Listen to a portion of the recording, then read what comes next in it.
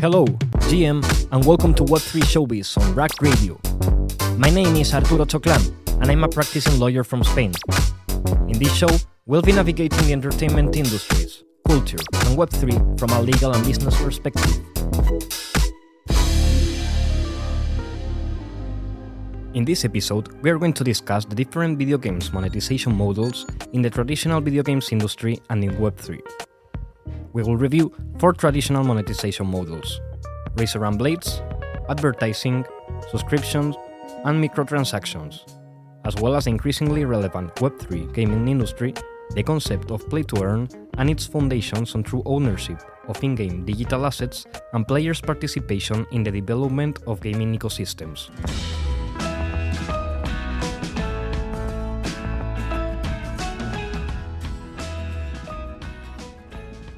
The first gaming monetization model we are going to discuss is called razor and blades. This was best implemented in first place by Nintendo. The razor and blades monetization consists of an intentionally low-priced, one-time purchase of a gaming console at cost or with a tight profit margin for the manufacturer, followed by several sales of compatible products or replacements, the video games. Even if the sale of the console will not be profitable for the manufacturer, by selling the console for an affordable price, you ensure that it will be accessible, which is a crucial concept in this industry. After selling the console manufacturer can sell the replacements or related products to all those customers that will access the product in the first place and will be buying multiple games now, ensuring long-term profits. This monetization model intends to seize a larger market share, gaining a clear advantage over competitors.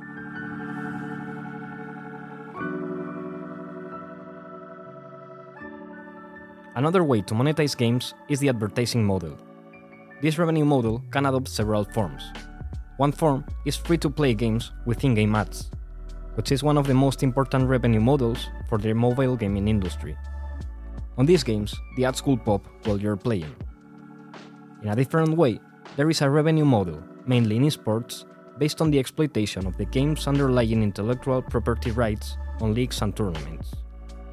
It consists of several revenue streams, such as the commercialization of broadcasting rights for these competitions, sponsorships, and the sale of franchises and licenses.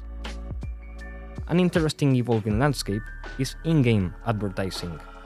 This type of advertising is presented to the gamer inside the game, as if the ad was part of the game's environment, for example, ads in billboards on the game's map. This is especially relevant in online games that are updated. For example, in the FPS game Valorant, published by Riot Games, you can see certain billboards on the playing maps that Riot uses to announce its official Valorant competitions as the date approaches. This will become more common in the following years, as an increasingly important revenue model based on advertisements, and it will be very interesting to watch, especially in virtual reality gaming and the metaverse.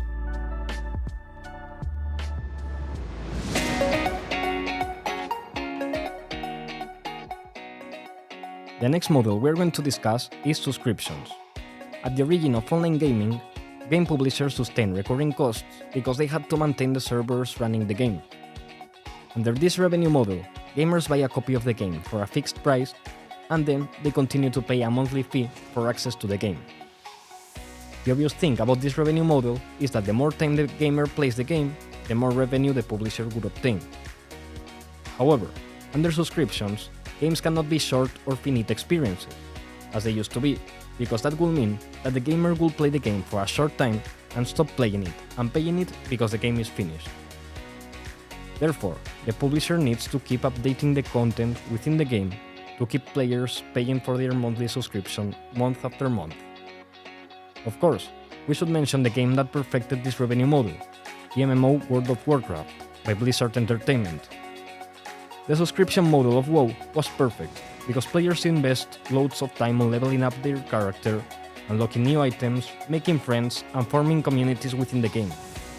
Also, Blizzard kept updating the game and releasing great content, new features, and possibilities for players, adding and maintaining millions of players paying recurring fees.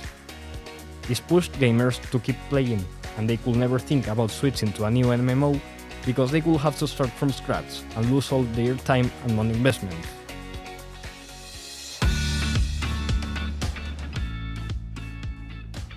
Last, we should discuss the microtransactions model. This revenue model consists of the sale of digital items within the game to be used in-game. This can be characters, costumes, weapon designs, artwork, and a wide variety of digital in-game items that can be used when playing. This is especially important in online gaming, where other players can see the stuff you got. The microtransactions revenue model is a more than a $30 billion revenue model in the video games industry, and it's been increasing over the last years. This is understandable, because these are products that the gamers desire. Some people may work hard to buy a Lambo, and other people may spend a large amount of money on buying a Counter-Strike weapon skin. At the end, these are the same, just products that people like and enjoy. It is also understandable spending money on in-game items if players are spending a lot of time in-game. Typically, games adopting the microtransactions revenue model are free to play, and the publisher makes money by selling multiple low-cost items within the game.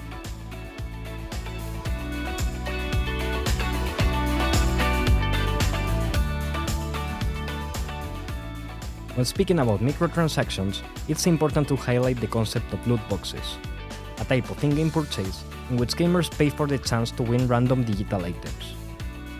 This monetization model, especially referring here to loot boxes, or these randomized packages of digital content to use in-game that players pay in advance without knowing what's inside, is a big source of controversy. Loot boxes are deemed to exploit consumers because of its deceptive design and marketing. Many games employ virtual currencies that you buy to acquire the items, and these are said to reduce the perception of monetary costs. They also target a young audience, and they are considered by some detractors as a way to manipulate minors to incur into these costs. Randomized loot boxes are strongly associated with psychological principles that mirror gambling, because players don't know what they will get before they open the box. In addition, because most loot boxes contain common items, but some offer rare and valuable digital goods, there are secondary markets in which some of these items can be sold. For all these reasons, legislators around the world are pushing regulation to ban deceptive designs and regulate additional protection for minors and greater transparency. Many gaming communities for certain games do not support this system, especially with in-game digital items that enhance the player's performance in-game, what is known as pay-to-win. Finally, it is important to bring up a very important issue regarding microtransactions. When you are buying a skin or digital item to use in-game, you do not really own that item, and in most cases, you cannot transfer it or sell it. You can just use it in your game's account when you are playing. This is one of the reasons why blockchain gaming and play-to-earn are relevant: the possibility to truly own in-game digital items and collectibles.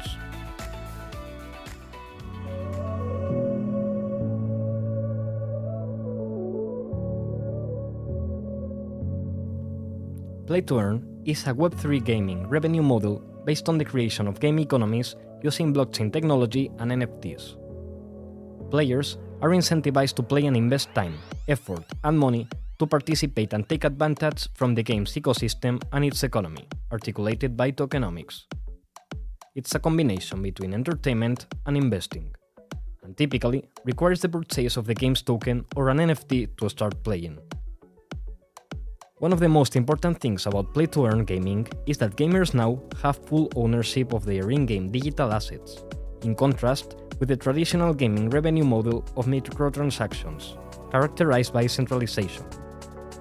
In blockchain video games, gamers can truly own resources obtained during the game or digital assets and collectibles purchased to be used in-game. This aligns with the principles and values of Web3, granting true property rights to users, including the possibility of trading those assets or even lending and borrowing in-game digital assets to use within the game's ecosystem and more. Interoperability is another key concept in blockchain gaming, as it enables gamers to trade assets even outside of the game ecosystem by accessing NFT marketplaces to trade their in-game assets in the secondary market.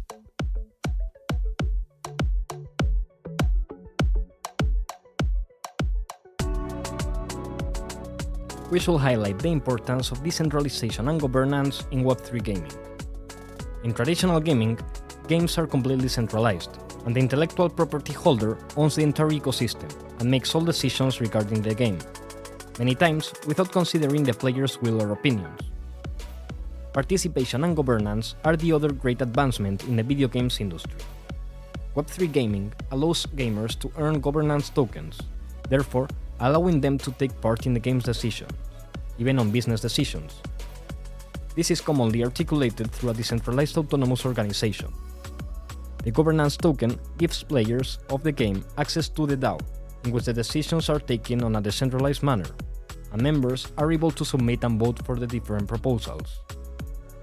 Marketplace royalties and proceeds from the different revenue models in which the game is monetized go to a treasury, whose usage is proposed and decided by the holders of the governance token, namely, the players of the game who obtain tokens by playing and interacting within the game's ecosystem.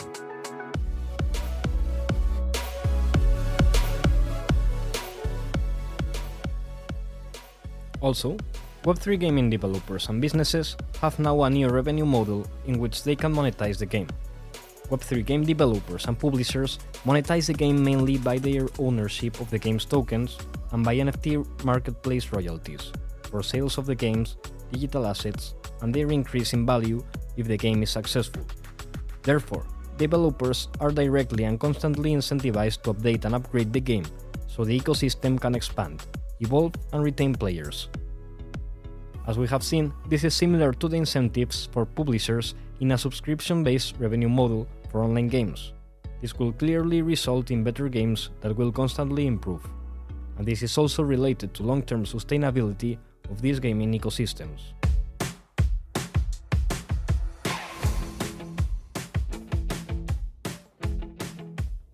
However, Web3 gaming also have certain challenges to face. They need to be fun and they need to be accessible. As we have seen, it is necessary for this kind of games to constantly improve the experiences, goals, social communities and progressions within the game to retain players. But games also need to be fun to attract and retain players. For that reason, play-to-earn video games must feel like entertainment and not like a job. Gamers may quickly leave a play-to-earn gaming ecosystem for another one or even for a traditional game because they are not having fun with it. Time is limited, so having fun is a key component in the success of Web3 gaming. Also, these games need to be accessible. We have seen that accessibility is key for the success of video games as a form of entertainment. Currently, many play-to-earn games have a high entry barrier because of the high prices of their NFTs or tokens that give players access to the game and its economy. In addition, most traditional gamers don't know at this point how to interact with the blockchain, because of the initial difficulties to understand and familiarize with the space, including wallets, marketplaces, and on-chain interactions, although, in my opinion, this will change as blockchain technology is widely adopted and simplified.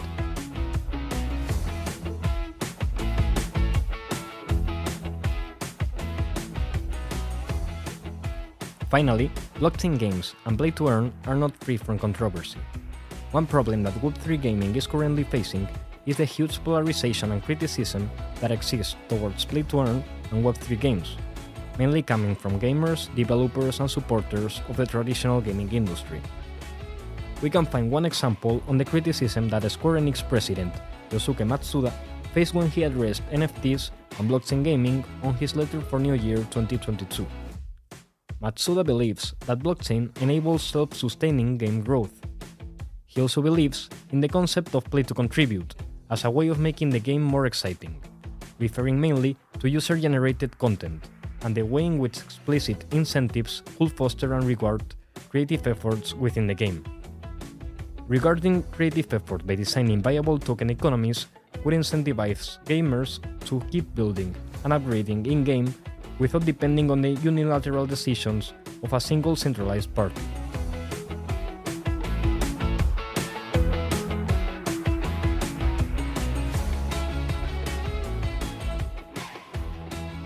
So, why some traditional gamers criticize blockchain gaming? In my opinion, there is a misreading of crypto and NFTs in general, caused by the noise associated with speculation frauds and schemes, and the volatility of the crypto markets. What people will eventually realize as they learn more about the benefits of blockchain technology is that digital assets, such as in-game items, are just products as they exist today in traditional gaming, and NFTs are the technology that gives them a meaning as property rights. As my final thoughts, I can tell for sure that the future of gaming is very exciting, and that we will see better games, more quality in-game items and collectibles, with inherent property rights, and new ways of gaming and interacting with video games and gaming ecosystems. Thank you very much for listening, and see you in the next episode of Web3 Showbiz on Rack Radio.